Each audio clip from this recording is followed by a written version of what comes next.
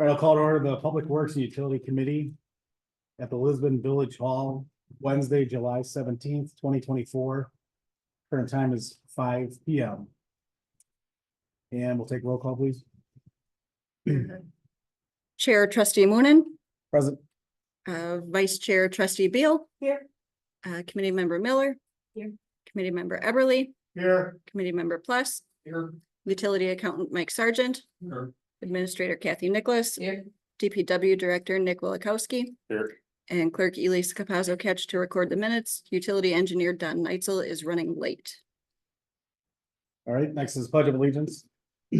Please stand.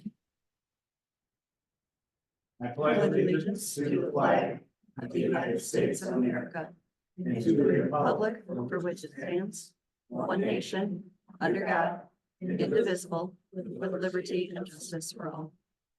Thank you. Just a note, I'm intending to call 6B out of order, just to give people their fair comment. Is anyone looking to make a public comment on 6B? We do a Zoom check. No one is on Zoom.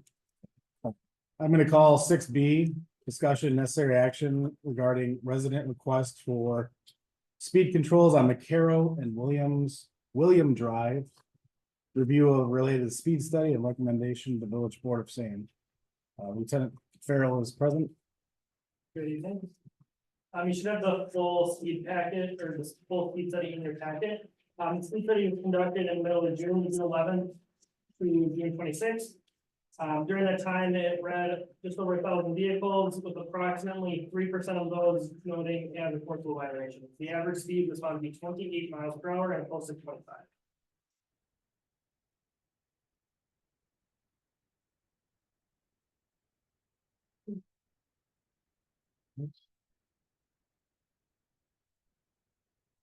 Just some background on this, a request from residents was received regarding the speed limit and traffic along McCarroll Drive and William Drive. Washington County Sheriff's Department conducted a speed study in this area.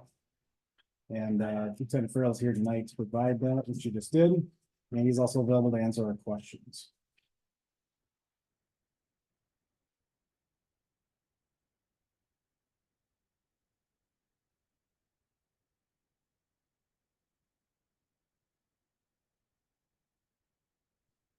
You probably said it, and I wasn't listening as usual. What day of the week was this?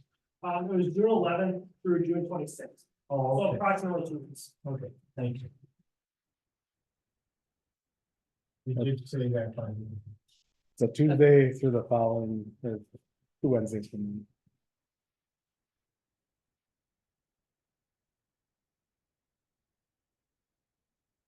now. Any questions? No. So the posted speed limit on that road is 25. Does anyone have any comments or? That's the speed limit in subdivisions, generally, yeah. I would need a motion to take no action on changing this speed on McCarroll Drive or William Drive. Motion made by Committee Member Miller, I'll second. seconded by Ms. Beal. Any further discussion on the item? Done. Again, the motion is to take no action on it. All in favor of taking no action, say aye. Aye. Opposed to taking no action? Hearing none, motion passes 5-0.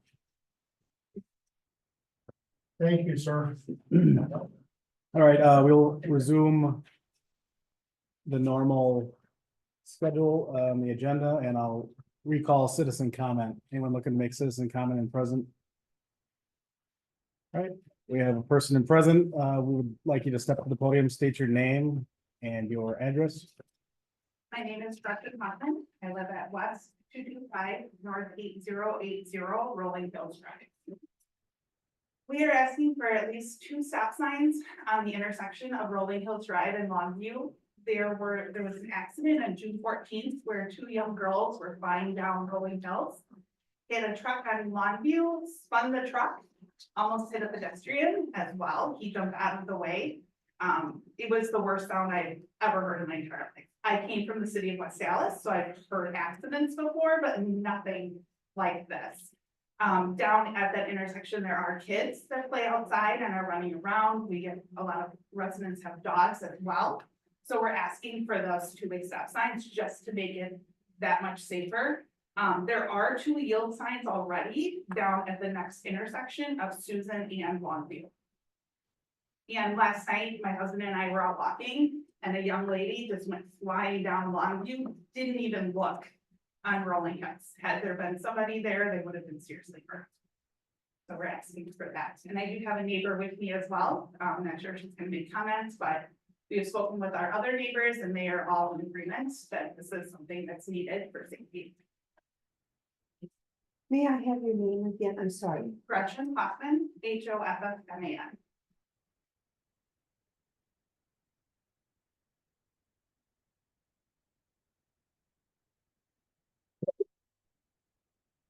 And you're on Rolling Hills? Yes. And I do work from home, so during the day, I see cars just flying past us. UPS guy, Amazon, like, they're just all going so quick. And it just blows my mind. Again, I lived in the city, I'm used to people driving fast down roads, but being in a subdivision with kids, it's very worrisome for me.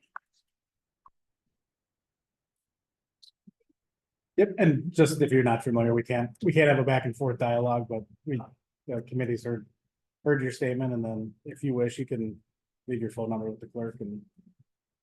And then if neighbors want to send emails, is there somebody that they should send them to? Because some are working and couldn't make it tonight. Yep, either me or Kathy. Okay, thank you so much. All right, any other in-person comment? Hearing none, seeing none, we'll do a Zoom check again. Still no one on Zoom. Once present on Zoom, I'll look for item 4, approval of the meeting minutes, June 19th, 2024. The draft is in your packet. Any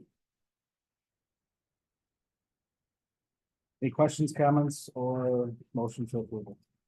I did have one comment, regarding items. Unfinished business, item B, request for approval of pump repair. Could you reference the pump stations that,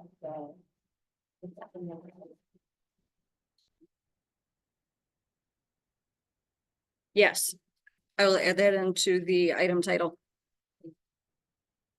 Is what? I'm sorry. Adding the location of the sewer pump in the item title. Will do.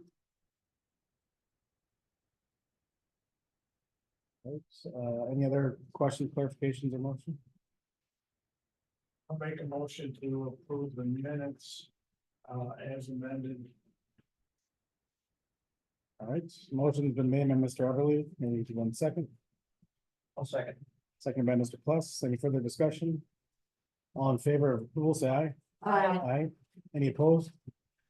Motion carries 5-0.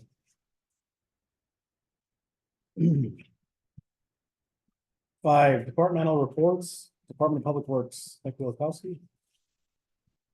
All right, so a lot of service on trucks after brush pickup, we put a lot of hours on them, miles, so. Between the equipment and trucks, doing the PMs on them, pressure washing, cleaning. Kind of just getting back to, fresh start for summer. Started mowing. George has been assigned building the new pickup truck. And a few pictures there, you can see the rat's nest of a mess, trying to, chase wires, pull seats, headliners, the whole 9 yards. But he finished that up and he did a fantastic job, so that's a great job by George on that. Typical patching holes here. We did a park path for Sussex with the paver. And so we helped them out with that. A lot of rain, a lot of downpours this spring, early summer, so we've had a lot of washouts, a lot of calls about wet ditches, which we've been kind of tending to those. A lot of tree damage. I don't know if it's from the heavy snow we had and it damaged a lot of trees this winter. It kind of got them on the verge of wanting to fall because there's just been still dry days and there's just trees falling over still. So I don't know what the deal is. But a lot of bucket truck work, a lot of widow makers and hung up trees we've been trying to take care of. And then we did a patch on Mary Hill. You can see where that one broken out spot was. We were originally thinking of doing it out of the paving budget with P&D to do it, and just time permitting and everything, we decided to tackle it in-house. And knocked it out in a day, shouldered it and called it good. So guys did that, and then I worked on standard invoices, permits, weed letters. We had job interviews, me and Kathy did. A lot of shooting numbers, like I said, for wet ditches, a lot of calls about that stuff. Nothing too crazy with that. And then I just helped out in the field for the paving, the bucket truck stuff, ditching, so on and so forth. Yeah, so we hired our new employee Cole Brotzman. Quick, fast background check on him. I worked with him at the county. He was a flagger. When I was there, so he was part-time summer help. Really good kid. And when I left the county, he ended up getting a job at Richfield, got a CDL for plowing there, and ended up working at Washington County then. And he loves plowing snow and went up to Price County to plow snow, and there was no snow that winter, so he came back. So we picked him up, and so far he's started yesterday and doing great. So hopefully, yep. I thank you for doing that, asphalting, your time rather than cutting it out. Yeah, It's a lot we've been a lot of money. budget. Yeah, thank A lot of you. money. I do have a question on the ditching. Yeah. I have a friend who actually lives in Mount Shadows and they were wondering about the ditching along there. Yep. Do you go back through and do topsoil and seed? that? Yep, How is so we got a lot of complaints on that one due to. We took out probably, I think it was 5 tandem loads of fill that we ditched out there, and it was. Wow. It's still running. There's a few inches of water still running in there, so we first cleared the ditch out so we can at least get the water to flow, and it's all done now, but when we first did it. It wasn't finished graded because you can't ditch through 6 inches of water, you just can't see it, so. We intended to get back to it right away. Well, it rained a bunch, so we kind of let it dry out, and last week we actually just. Finished ditching with topsoil and matted it, and it's all good to go. So the issue with that one is the county needs a ditch their part on MD because we walked in their water and we shot the numbers just to see, and it's flowing uphill, so it shouldn't be flowing uphill. So we needed to have them ditch it to get all the water out of there. So is that a conversation you have or that's? I need to call Waukesha to see. I mean, How far you talking about right on Marine Drive, how far south and because that whole ditch from Mountain Shadows entrance. All the way down to the school. Yep. Needs to be regraded. Yep. And that's what a lot of people were, about how we did it and everything is still water flowing through and it's backing up. Well. County needs to do their end there, and that's what's caused all the issues through there. It just slowly backed up over the years, and like I said, we took out their swipes that were 8 inches thick it's probably 300 yards long that we did. It's a long stretch that we did, so You think they'll get to it yet this year? I know you haven't talked to them yet, but that's a project. no, probably not. They're busy with their own stuff right now, so I'm sure if I at least call them, they can put it on the list, so. It needs to go all the way down to the bottom Oh, of the hill. Yeah. There's driveway culverts that can be. So, but we did that past 2 weeks and it turned out really well. And we actually had 2 people stopped that probably originally called about it and said, looks good, but originally they came out complaining. That didn't look good at first. Well, Thank you. yeah, no problem. All right, any other questions for Nick?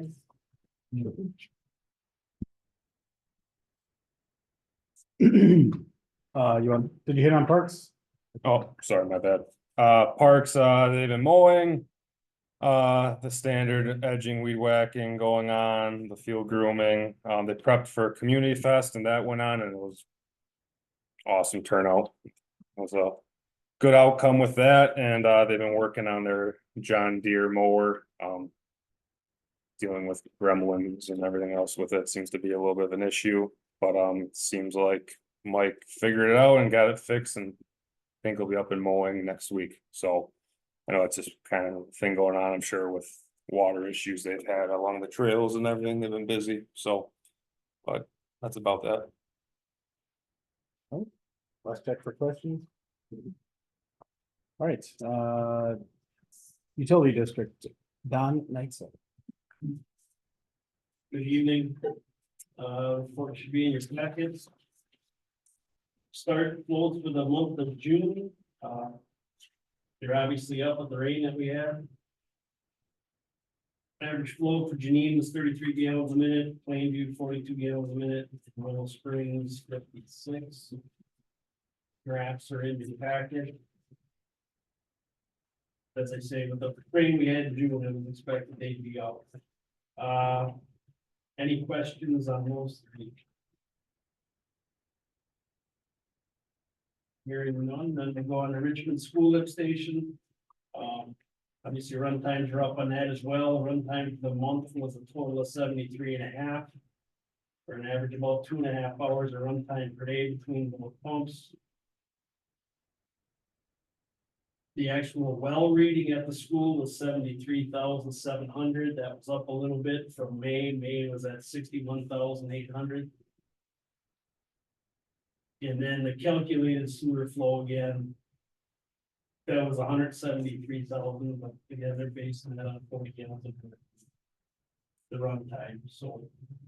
The one question I think we had last month was the Saturday and Sunday run times that we're seeing for that. I did contact Dustin Beckman at Sussex Utility. He did say that the SCADA system, it clocks it from 9 in the morning to 9 in the morning. So some of what we're seeing on Saturday is it grabbing that time from Friday or that the hours left on Saturday morning. It doesn't account for Sunday. So that's one thing.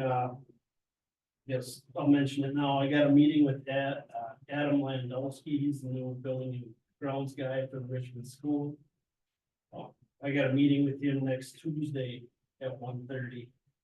We'll be looking at a number of things there and getting caught up on where things were left.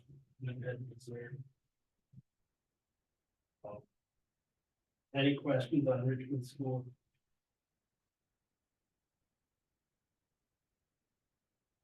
The flow from the wall is measured how?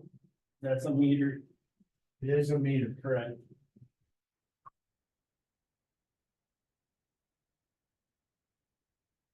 And that's one thing that Dustin from Sussex had brought up is that he could do a reading on Friday at the end of the day and then do another reading on Monday morning and see what was used in terms of water over the weekend, if that accounts for what we're seeing in the sewer flow. Well, if something's running in there, they're not aware of over the weekend. And they do have salt or something like that. Well, The other day, the water doesn't be used, the salt shouldn't be running either unless they're behind it. the other thing Adam and I are gonna look at is, he's new, but we're gonna get caught up on what their iron filter stuff does in the backwash cycle for that. But yes, that's a meter that Sussex reads.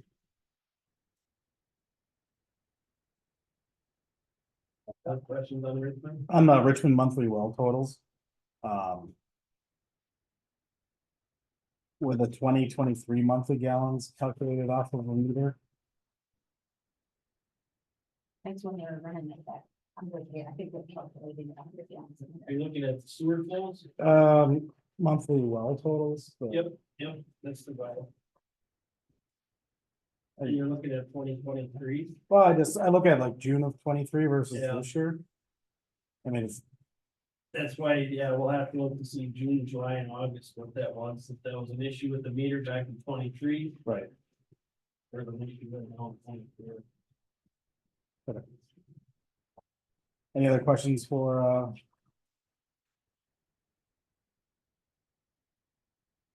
You want to question about Richmond, fire station well, that was pretty constant, it was 2,000 gallons for the month. May was at 1,900. Casey's well, yeah, pretty normal, now that they got their situation fixed, June was 19,862, while May was 29,746. Still seems pretty constant, we saw over 23, 2022. Sewer system maps, no updates for the month. Televised records, we just get those back, so we'll be including that information on the GIS along with the pump maintenance stuff that we talked about at the last meeting. And then the sanitary sewer televising, I said, expeditors completed that, we got the report, there was no major issues that they noted. One thing was, one section of sewer down by Janine coming into the station, you might wanna have looked at, maybe cleaned up, there's a little bit of ponding and that. But nothing to be overly concerned about. Any questions? Do we have a cleaning contract out? No. That's something we talked about, if we wanna get into it, I think this year we had a quote on cleaning televised. Right. Decided not to do that.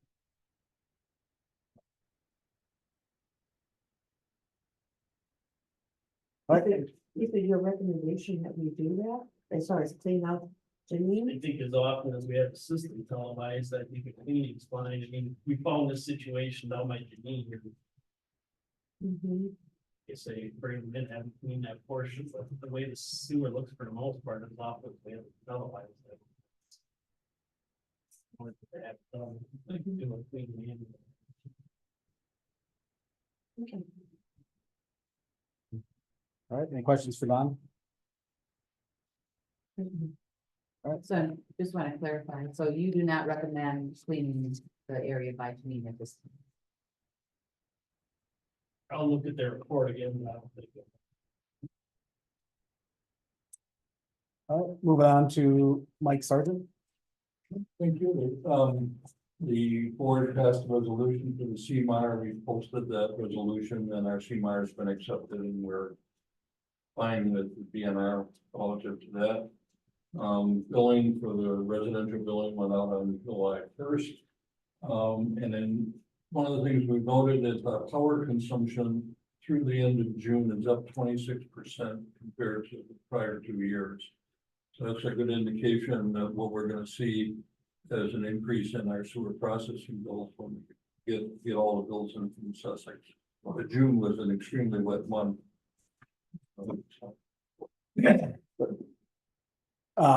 Is that district wide or? That's what our power consumption is across the district, which is the 3 lift stations and a couple other stations that we measure. I was looking at the usage and I asked Don, I said, it seemed unusual that there were a couple of meters where the usage goes up very heavy in the winter months, but not as much in the summer months. And you find out that those meter rooms have heaters in them, so that's why they go in winter months. But our overall consumption is where the lift stations, that's really kind of a measure of the volume that's going through the lift stations.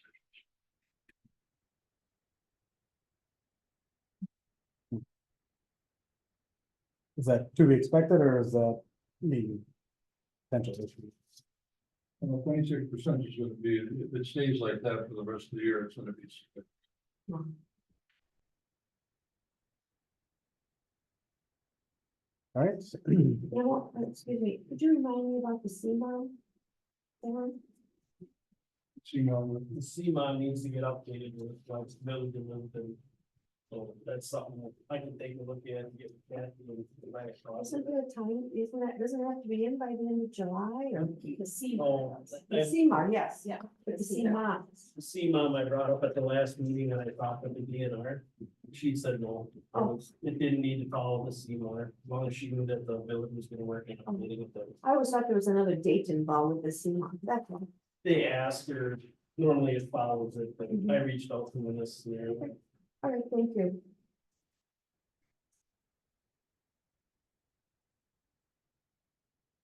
Right, any questions for either Don or Mike? No, good job, thank you. Right. Continuing on new business, 6A, discussion necessary action regarding sewer rate study and recommendation to village board of same. Yeah, others here tonight, Mr. Karen. And Okay. I'm sorry, I don't know your co-part here. That's right, yes.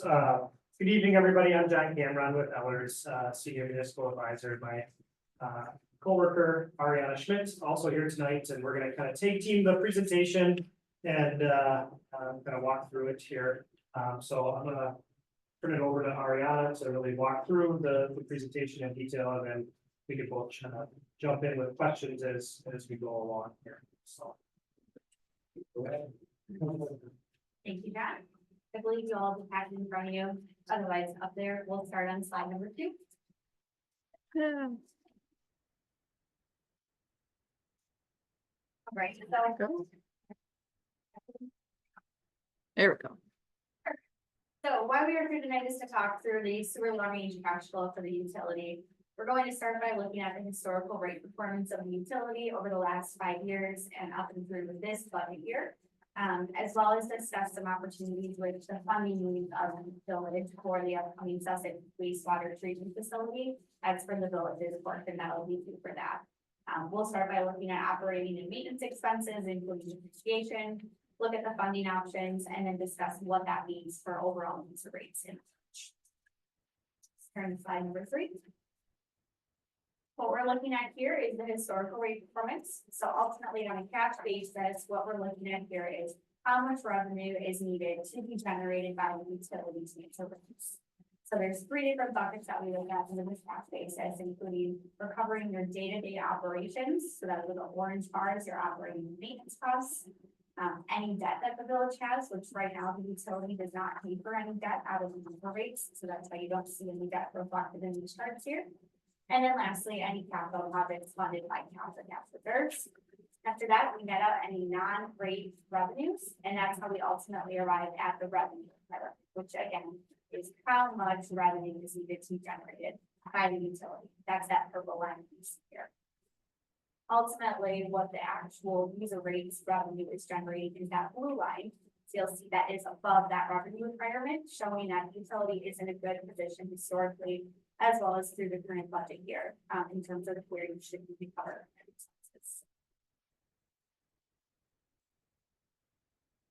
Turning to slide 4.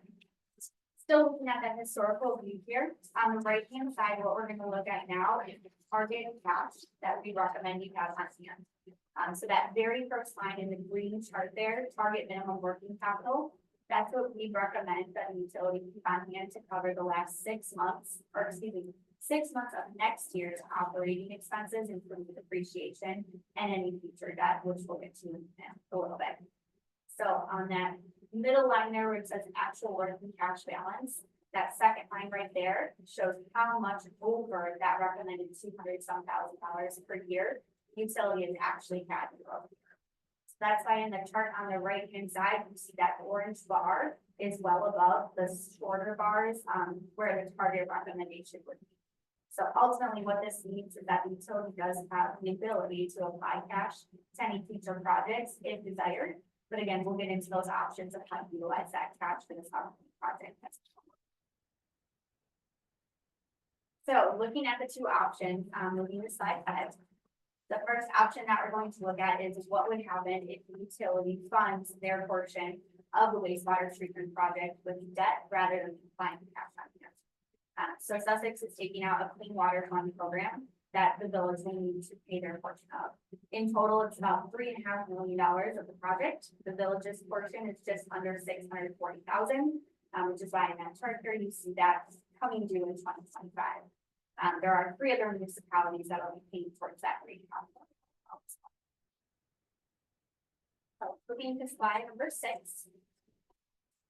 Right now, the clean water fund loan that the utility has taken out previously before the incorporation has been being repaid by the levy. So what we're looking at here is with this future debt, if you were to take out debt to pay for the project, what would that do to the next 10 years of your cash flow And what would that mean for your user rate revenue? So top to bottom, what you're looking at here is total revenues that are generated by the user rates starting in 2024. Moving down, adding in any other revenues coming from non-user rates, like interest income and so forth. We subtract out any expenditures, and that results in that line that says net before debt service and capital expenditures. That shows you how much you have remaining to cover any debt service payments from the utilities user rates that year. Then if you look at the very bottom, net annual cash flow in big bold letters, almost to the very bottom, that shows you year over year, what does that cash flow look like after you take those user rates, other revenues, and net out expenditures. We have built in some rate increases to show what would happen as we apply that roughly $40,000 a year of debt payments to service that payment towards the wastewater treatment plant. In 2026 is where you see that 5% increase. That's ultimately to factor in that first $40,000 payment of principal and interest. And thereafter, we have 3% increases built in to factor in inflationary costs and make sure that you still have a sufficient cash flow year over year to make sure that you're replenishing those cash reserves, which we'll get into on the next slide a little bit further. But before I proceed, are there any immediate questions on this cash flow? What would it look like if we did an increase in 25? Would that lessen? I mean, obviously it would lessen it, but if we did a split between 25 and 26? Yeah, we could look at that. Option 2 actually does show an increase in 25, so we'll get there in just a little bit. Yeah, you can take that 5% and split it between 25 and 26. Really what it's meant to show is if you're increasing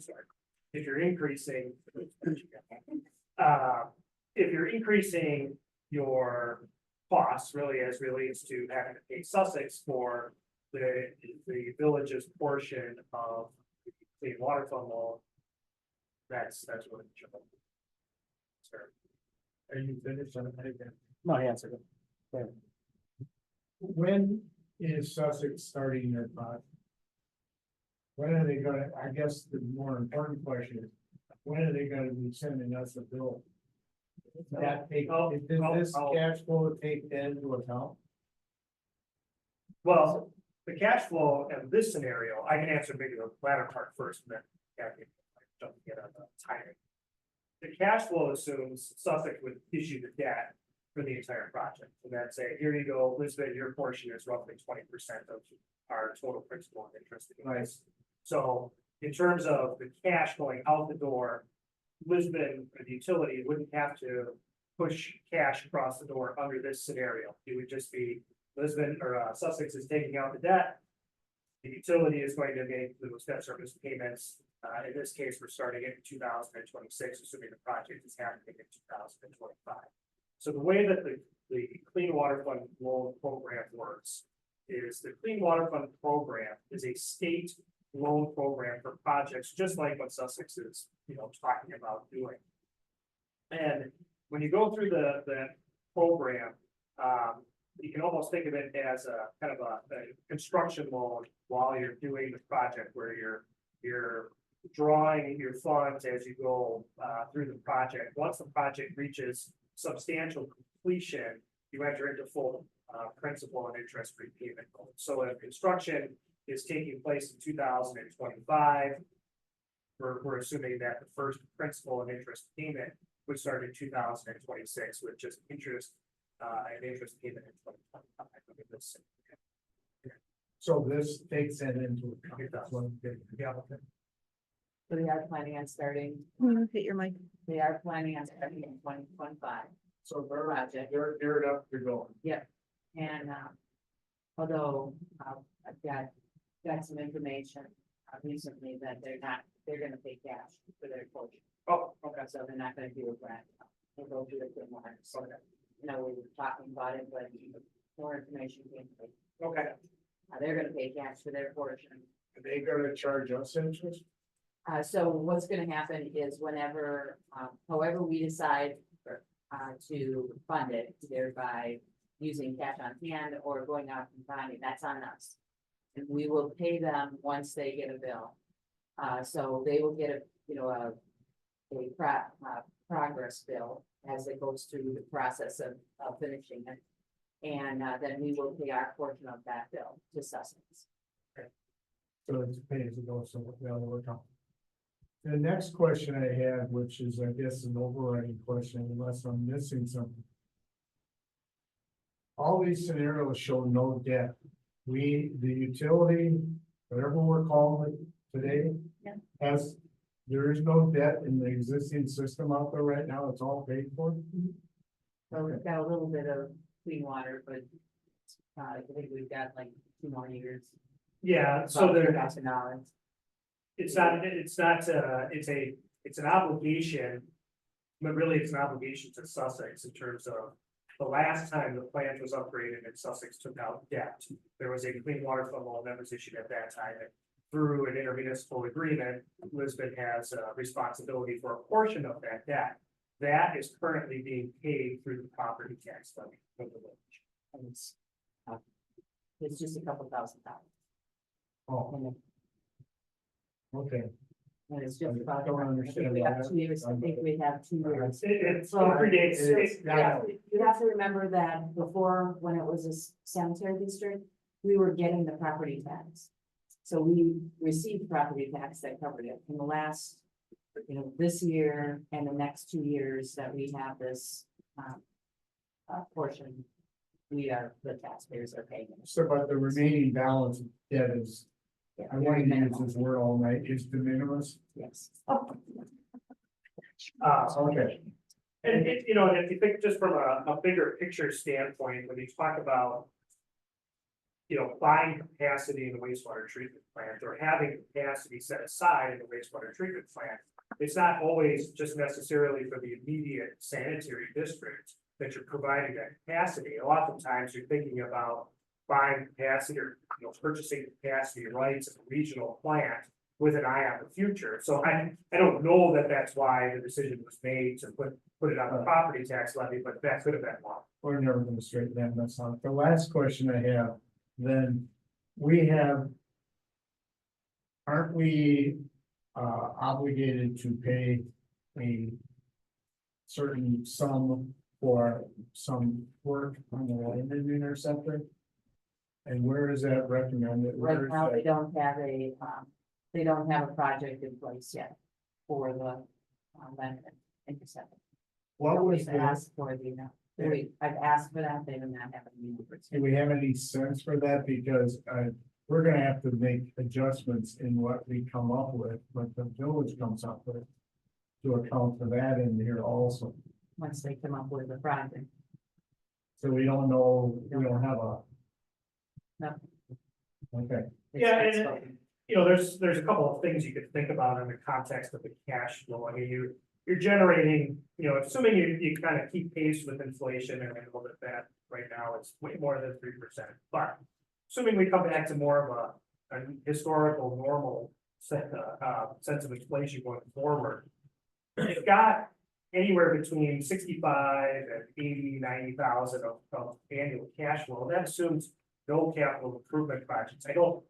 We don't particularly like that in terms of assuming 0 for capital. There's always some projects, there's always some items. So one thing to think about is we could look at putting a placeholder in, for future capital, even if it's 25,000 a year, where we're just not assuming we're going to be putting that amount of money into the bank year over year. The other thing to think about in the context of the utility is the utility really is meant to operate more like a business as opposed to the general fund, where when you're doing your budgeting, you really are budgeting for a zero sum game. That never ends up happening that way, but that's kind of where you're going. The utility really is meant to be self-sustaining. And you do want, as Ariana walked through, reserves and a healthy minimum reserve balance to be pulled from. So having at least, and that's a minimum threshold, 6 months of operating expenses in the bank at all times. And if we're below that, we know for sure we can't take cash and apply it towards projects. But if we're above that, depending on these projects and this type of document, now that you've got it.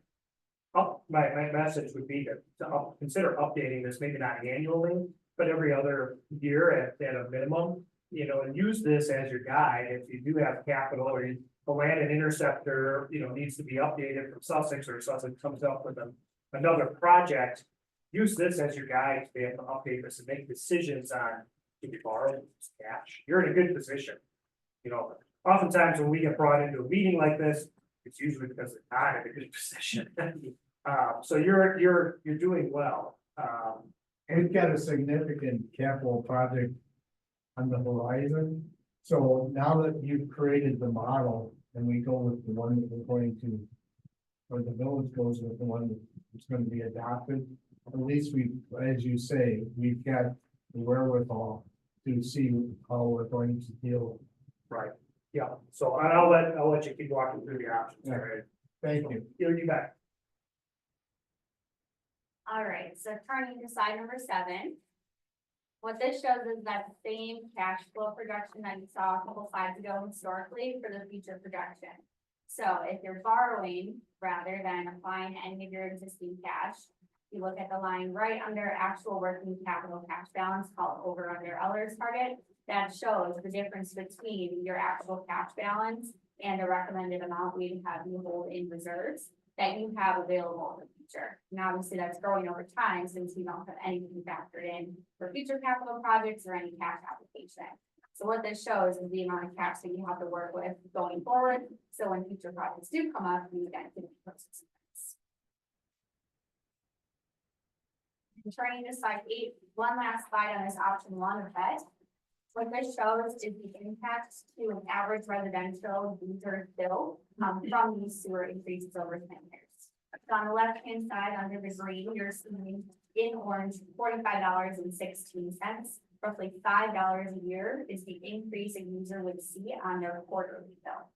So over on the right-hand side shows what that means annually. So in 2026, for example, with a 5% increase, for that entire year, that average residential user is going to pay $31 more than previously. So over the next 6, 8, 9 years, about $180 would be applied with the current structure of those rate increases. This does not factor in water rates, so just keep that in mind. This is just your sewer bill. All right, turning to slide number 9. Now we're going to look at the option in which you do not achieve that and instead apply some of that cash reserve balance that you have after maintaining that target minimum working capital that you have hold in reserves. And slide 10. Looking at that same projection we saw previously, now looking at it on a cash flow basis. So in 2025, this is where you see that 3% inflationary increase applied right away. To make your way from the top to the bottom, you'll see the net annual cash flow for that year is a negative $500,000 because you're basically using all $640,000 that's in your reserve right now to pay for that stuff gets spent. Now, even though we're applying it in 1 year, you could keep those funds in an unrestricted account or a separate account and make your annual debt service payments over time rather than paying it all to Sussex at one time. If it's not due at one time, like Kathy mentioned, you would only have to pay that upon invoice. That way you can continue to earn interest income on those funds or whatever that may be while you're holding those funds. But ultimately, we show it here in one withdrawal so you can see the impact on the rest of the cash flow without that $640,000. We still tried to maintain roughly $80,000 to $100,000 of cash flow annually. So that's why you see here an inflationary 3% increase of just about every other year to make sure we're able to maintain that. Are there any questions on this cash flow in option 2? Kathy, I assume that the project that Sussex is talking about is a 1-year project? Yes. Okay, thank you. All right, and turning to slide 11. This shows the impact on your remaining cash reserves after applying that roughly $640,000. So in 2025, you'll see it drops from having a difference of $950,000 after your cash reserves are maintained to about $410,000. So even though they are dropping, still in a very healthy position overall. And then again, that increases year over year with those inflationary rate increases. So by year 10, you're roughly back to the exact point of just over $1 million in reserves that you had. And trying to see slide 12. Again, the same residential bill scenario, just showing the difference in increases, so rather than 5% increase in 26, you'll see in 2025, with a 3% increase as to the bill, about $4.65 a quarter higher, total of $18 for that year. So last 5-year recommendations, this is ultimately what we want to discuss tonight, is how the committee would like to proceed and make a recommendation to the board on the approach to the sewer rate study.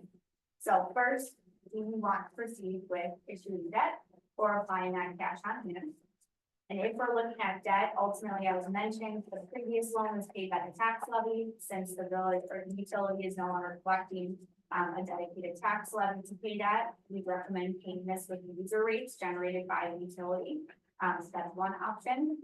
And then as well, incorporating those increases as we have outlined here, 5% in 2026, and then paying more inflationary thereafter.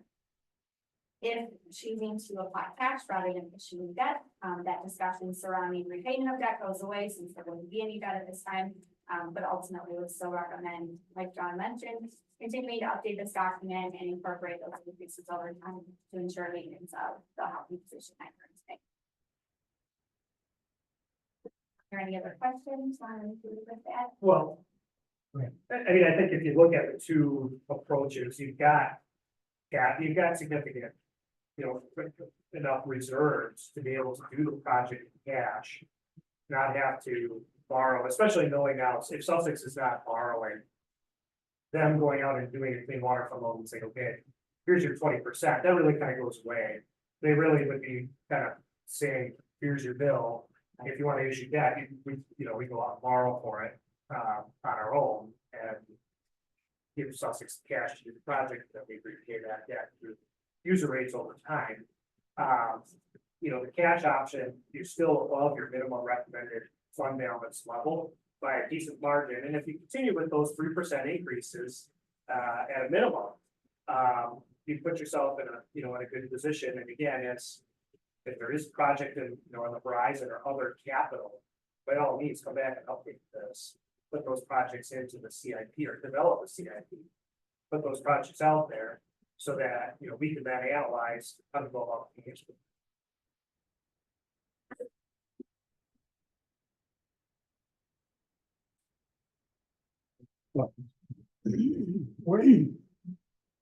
I don't know how things were done before this committee was formed. But somewhere or another, there should be a replacement fund. So I don't know if that exists or not, but it does have an impact on reserves. If we don't have a replacement fund, that we should have that. That's gonna, we should establish that. First, we should figure out how much it should be. And secondly, that's gonna impact this. It's not gonna be significant, I don't believe, but I get nervous not having a line item here for a replacement fund like it should have been since from day one. I believe we have that. I believe we have a replacement fund already. And that's been. Is that taken into account in this? Anything that equipment replacement fund would be considered generally a restricted amount of cash, but it would count towards your minimum fund balance requirement. So it would be if it's part of your restricted cash, it's in there. By law, we have to have a replacement fund, don't they, Mike? Right, and we do have a replacement Right. fund. And how Every much year, is the that? auditors look at that replacement fund, given what our service code said that we wanted to establish as a reserve fund, and also what the DNR is expecting us to have on file. Mhm. We've been adding approximately $72,000 a year to that replacement fund. We haven't taken any money out of it over the last 5 years. Mhm.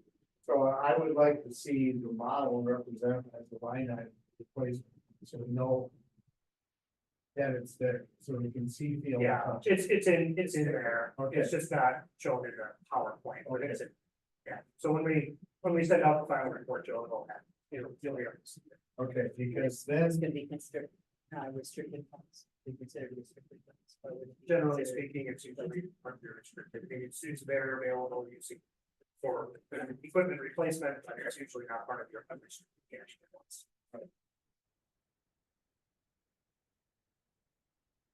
Okay.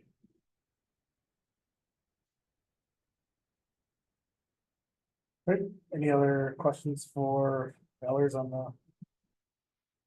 Any thoughts on bond or yes? I know when I look at these rates from past experience. Mike and I know that when you start raising rates, oh my gosh, people come in here and they're honest. So I guess I myself would like to see it as realistic as possible. I know that, so that's what I say. I think myself, I think the old district did really well on their money. If Mike can attest to that, we tried really hard.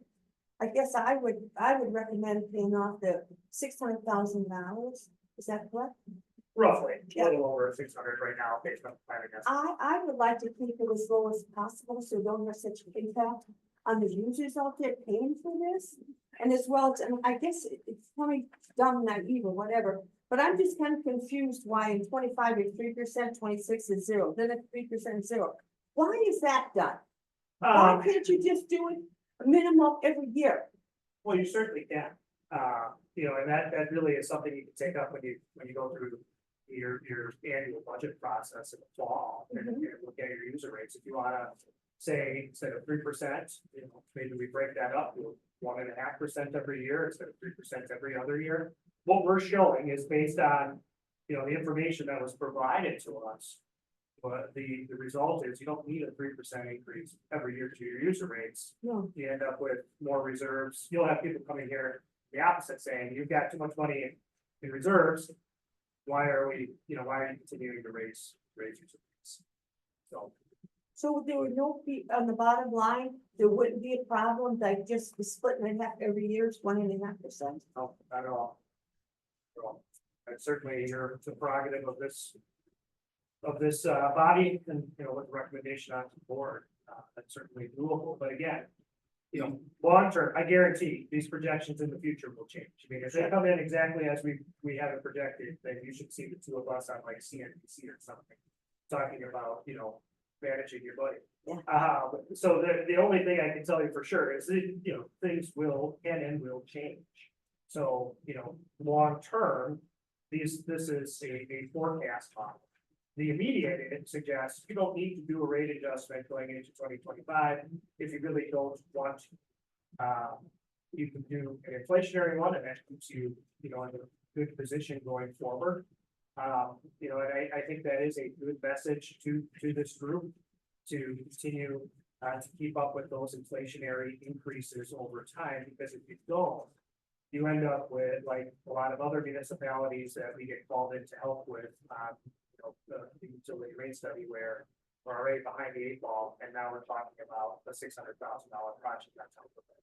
So, keep yourself in a good position, keep doing those rate increases little by little, because for the average, user, most of the time they won't even recognize that. You think about how much your cell phone bill goes up a month, for your cable, but whatever provider you use, you think about what those changes are every month. You think about the importance of the service, what you're getting for it.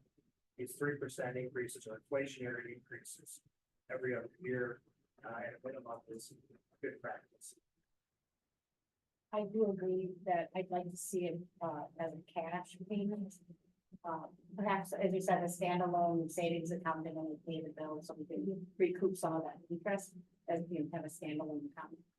And I do like the idea of having that small increase every year. I think it's in an effort for the ratepayers to be able to budget and be less impactful to their finances.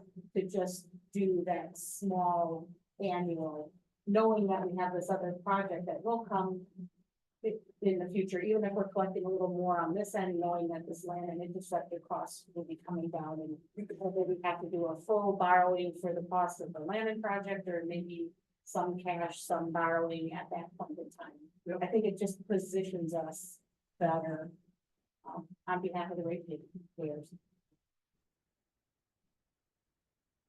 Well, I think we're gonna see increased costs, time goes by. look at what we're paying for right now. Okay. Labor's gonna increase, power's gonna increase, O&M's gonna increase, it's not gonna go down. And we need to have a significant reserve to cover those costs. And that's. I disagree with you. I think we don't need to have a significant reserve. I think we have to have a good plan to move forward. Right, yes. Okay, we're using two different terms to set that.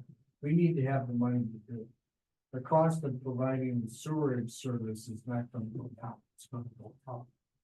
That's what I'm saying.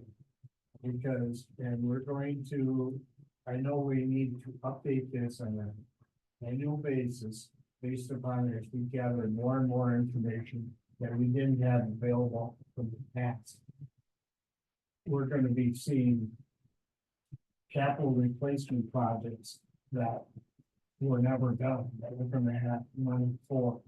I think this is a tiny step in the right direction, but we're gonna be a lot smarter a year from now than we are right now. So I don't have a problem with paying cash for substance. We're not gonna make any money back, money certainly back.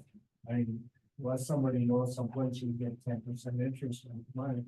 I could do like a couple of dollars and give you, but we're gonna have to take that into account. But I don't see any problem if they've got a 1-year project, that means we're gonna pay it off within 1 year, because we'll get a bill from them on a monthly basis. And it'll be done by. It's now, if they start construction, I don't know exactly what the heck they're doing. But they're not gonna start construction until the first year. Okay. Because by the time they get the design done, get the bids in order the equipment, it's gonna be 6 months until the first dollar is much more than the first dollar. I think we're doing a lot of painting and asphalt work and some of it is all can be done in spring. Which means that we don't need the money till probably May or June. We're certainly not gonna be paving, and I assume that there's some challenges with this thing. And you can't, it's gonna take 6 months just to get the equipment. So that's my. What happens if we just increase every year a simple little 2%? How does that instead of 1.5, how would that affect the budget here? The paperwork? It wouldn't really change the bottom line, what you see in terms of your ending cash balance in these scenarios too critically. Yeah, okay. All we're really showing or suggesting is you may not need a rate increase every year. You might Right. be able to break that up if you Right. have to, but you certainly have the prerogative and ability to increase those rates on a small percentage each year and you know, potentially put yourself in a position when another capital project beyond this one comes about to be able to fund it. Well, sure, because we've always looked at rates every year, and I know that this is you're trying really hard to do this, but we have nothing guaranteed, like you said. I don't know. It was just an option I was thinking. Can't we just do 2% every year? Keep it so that everybody knows what's going on. It's not goes up like this, this, and this every year. But it's not guaranteed to stay at that rate. Because Exactly. there's gonna be projects coming online that will need to then do another adjustment. Exactly. Yeah, I think the immediate kind of question to answer is the use of debt versus cash for Sussex's project, because right now that's the only known capital project that utility has at this point. I don't know, are you talking a $600,000 putting in the bank? It's in the bank. Right, yeah, and you And get just like, using- you could probably get 4 or 5% interest on it if we're lucky to get that today. And we just pay the bill when we get it, if I'm understanding it correctly. I think you're gonna be lucky to get 1.5 to 2%. But that's beside the point, we're still not talking that much. It's not gonna be that much. So I have you down, Linda, and I don't know if I wrote this down correctly, but you were in favor of using cash instead of bonding, correct? And Yes. you had the same idea. Where were you at, Joe? Were you at That's fine. cash, not Yes. bonding? I just wanted to make sure I had everyone right. Yeah, I mean, I think keeping that money in the bank until Sussex needs it, you know, earn as much interest as you can. Exactly. Until next spring, it sounds like, and then at that point, they'll start to incur monthly invoices for the project and they'll require payment and you've got, it's a good peace of mind factor. You're in a good position to be able to know you can do that. It won't really impact the utility rate. Well, I guess personally, I don't like for, again, going through this for a number of years, we get this people in and go, why is it going up so much? And it's, so if we just keep it minimal and we can readjust every year, obviously. Yeah, both scenarios, regardless if you borrow or pay cash, it's relatively minor readjustments Mhm. year over year or every other year. I don't care if it's 1.5% or 2% personally, but I just want some consistency at this point that we're trying to work with everybody. Yep. I think you're in a good position to be able to do that no matter which way you go with the project. So those that have stated the cash option 2, is there another component too, is a rate increase? How do you guys feel on the proposed increase schedule? I mean, in the voice for, And I think Jane did too.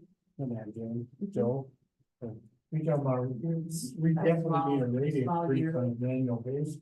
So the option 2 has almost like a 0.303, Right. 0.3. No, I think it needs to be leveled off. I mean, for now, we should assume in the model that you have 2% a year.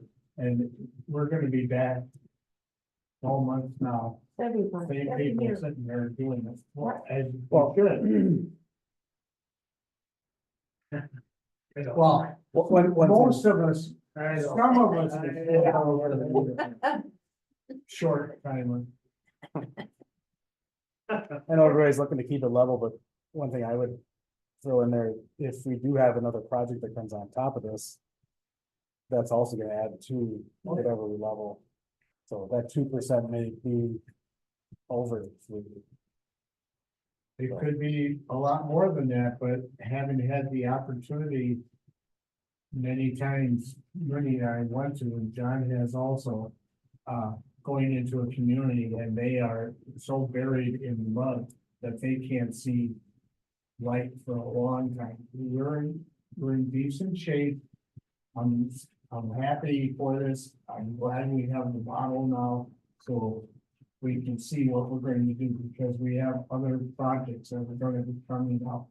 And I don't believe we're gonna that we're gonna see a constant rate, but I don't have any problem in setting the model up for 2%. And we'll see where we are, but they said we're gonna be smarter in a year from now, we are now. So I guess what I'm hearing is option 2, the cash option with a year-by-year annual increase of 2% starting in 25. That's what I would. I agree. Anyone wanna have any further discussion with staff or others? Is there anything more that needs to be done?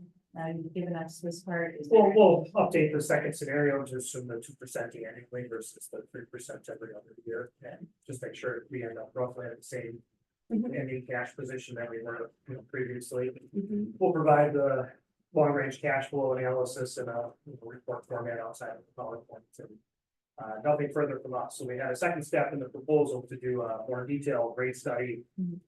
Assuming we needed something more than just 3%. Given that it is 3%, you can do a 3% across the board increase to all of your user rates and or 2%, right? In 2025 and go forward. And we don't do anything else now. Is this intended to be on the next board meeting agenda? If recommendation is Yeah, we made. make the recommendation. Okay. Well, do we need to see the revised model in order to do that, is what I'm asking. What do you need for the? Well, I believe he's going to create the model that you suggested. If you make a motion to recommend to the board those two things, he will have a supporting document that can be added before the vote board. Okay, what I'm getting, we don't have to come back here. Okay. Thank you. Fine with me. 1 month, one more thing about the next. Mhm. I'll be glad to make a motion to use option 2 with a annual projected rate increase of 2%. And what was the other thing? Oh. 6,000. Paying the cap. And paying, yeah, option 2, which is paying cash. And a separate line item because I second.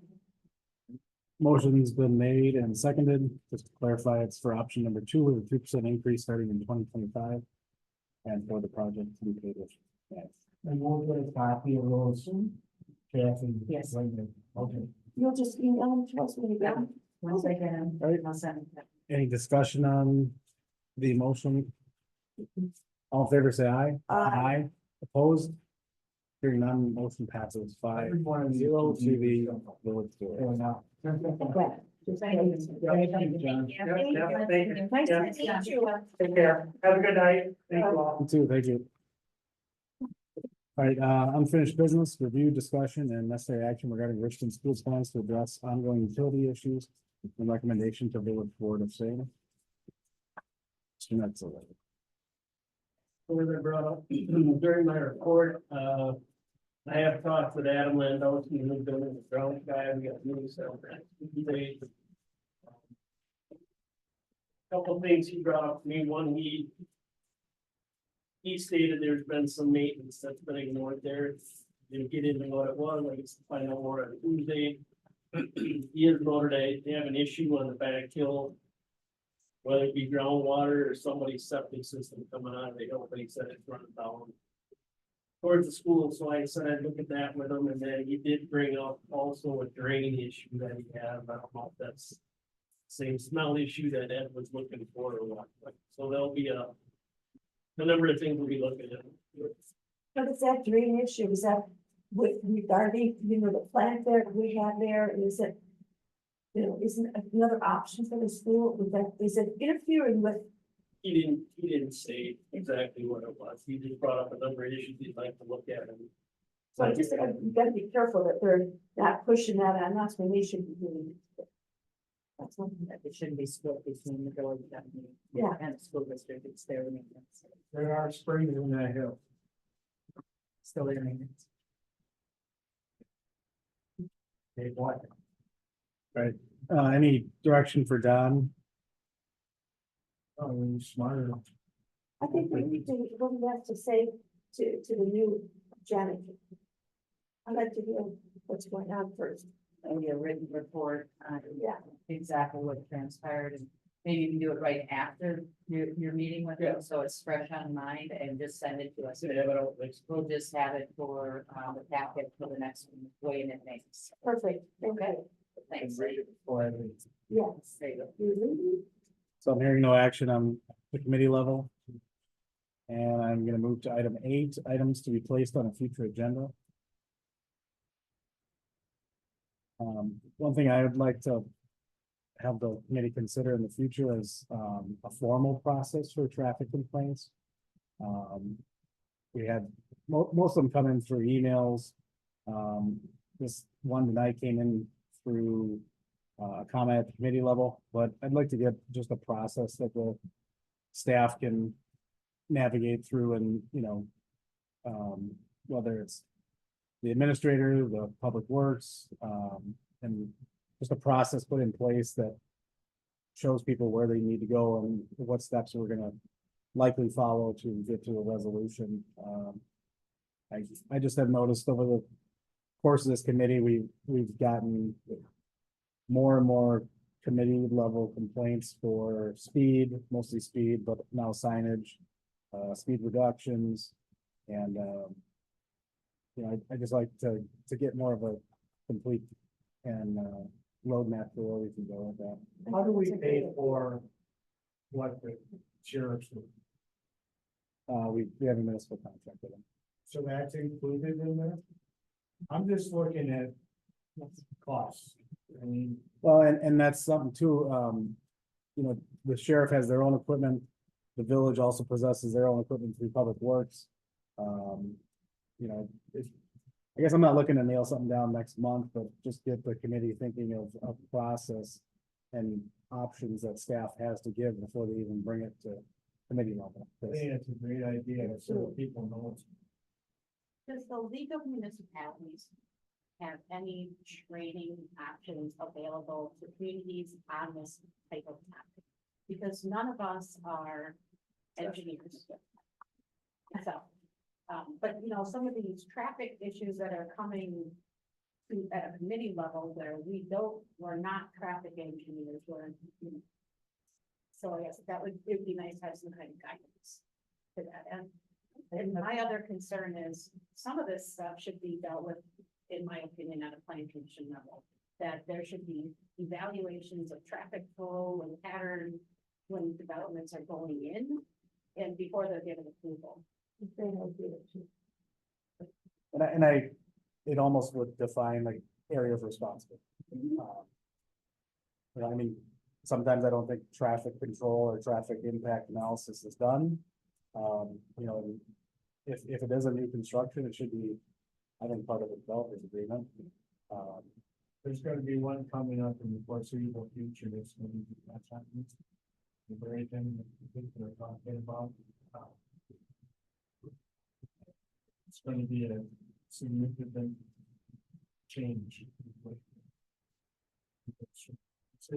And I think the woman that came this afternoon, I think hers was more of an inattentive driving. You could put 12 signs that somebody's chatting, they're not paying attention. You're still. See, that's because I live on Susan Place. You know, we've been there 48 years. And sure, like on Susan, because it's a curve, we sometimes get, you know, people that like to go much faster than they should. Even if you got a sign out there, they're still gonna speed. And I guess, Expectations. I guess I'm hearing that. Is that something you want to put on the next? Yes, please. That issue? Okay. What issue? The one she raised, because you can't discuss it tonight. Oh, that's, sorry. Mhm. Stop sign. I mean, I guess I'll Traffic. No, just tentatively put that on there. I I don't think think. staff should have a look at it first. I don't think we need to personally. Maybe, yeah, but. We could even not, I think we're talking. Yeah, we're just looking for items for the future right now. Okay. Well, hopefully we'll have soon sewer study along the thing. I got a draft here, I'll pass out today.